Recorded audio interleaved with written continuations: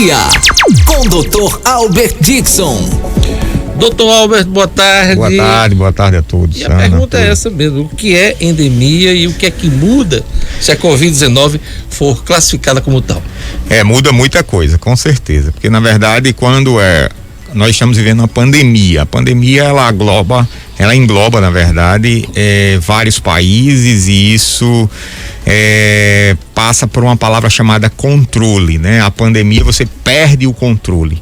Já a endemia você já está com o controle na mão daqueles casos locais, de números, de perspectiva de UTI, de leito, de controle, e isso vai fazer com que realmente mude os paradigmas, por exemplo, o uso de máscara, com liberação para estádio, liberação para outras coisas. Então o conceito muda e também muda as suas finalidades. Então, diante disso, eu acredito que nós estamos num período de transição, não que seja de hoje para amanhã que isso vai mudar para a endemia, mas estamos num período de transição. Você vê que hoje quase você não tem óbito mais no estado, mas em compensação você tem o número de leitos zerado, né? Então, assim, tem um controle, o estado já está controlando a situação, já tem uma perspectiva, e isso gera uma visibilidade para chegar à endemia, né? Enquanto que a pandemia ela está se afastando mais um pouquinho.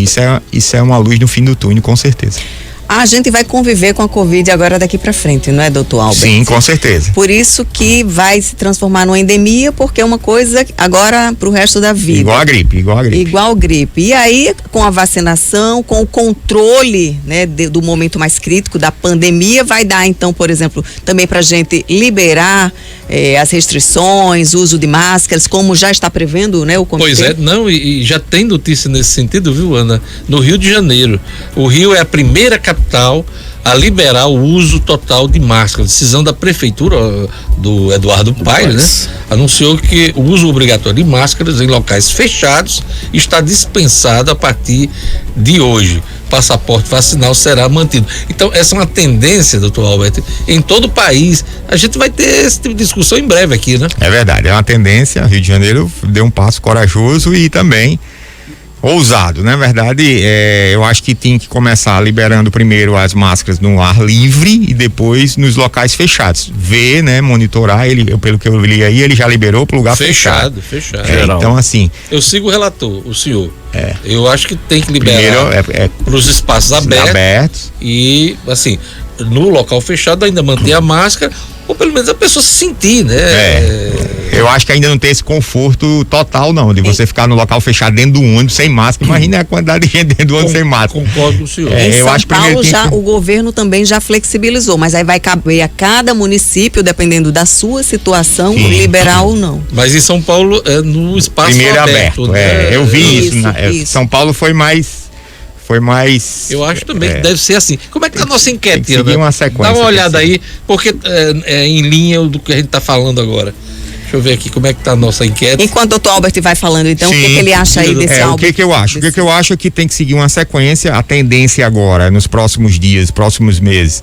Você viu que o carnaval não teve esse impacto todo, obviamente, graças a Deus, com as restrições, nós tivemos uma certa limitação no carnaval e com a vacinação, que chegamos a mais de 75% de D2 no Brasil, isso leva a crer que nos próximos dias nós vamos entrar para o quadro de endemia, e esse a nível de Brasil, e em cada estado vai tomar as decisões. Aqui eu acho que a governadora vai tender a abrir, né? Já abriu o estádio, né, de futebol esse final de semana.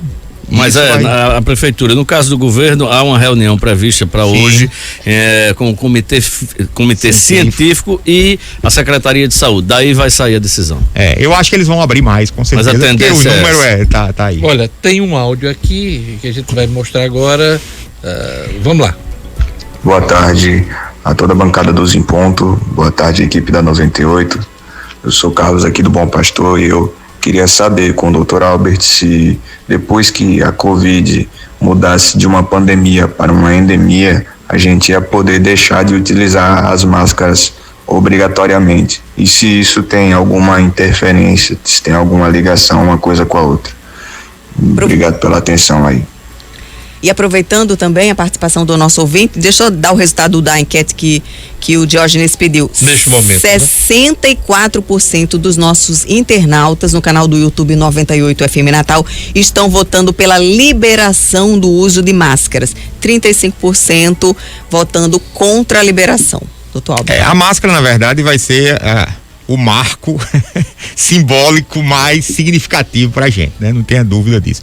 A gente já teve de tudo de restrição, mas a máscara é a que realmente incomoda todo mundo.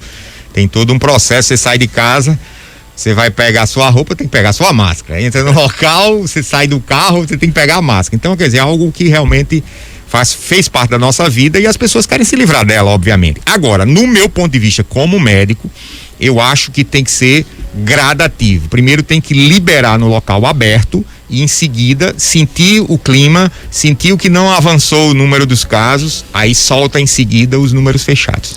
Agora, voltando à questão da pandemia, endemia, é importante frisar, doutor Albert, que mesmo na condição de endemia, a Covid-19 vai permanecer no dia a dia, no nosso dia a dia, né? E a gente precisa se preocupar com vacinação ao longo dos anos. Eu tava indo pro cinema uma semana passada com meus filhos e com minha esposa e na entrada eu achei interessante. Toda uma restrição, né?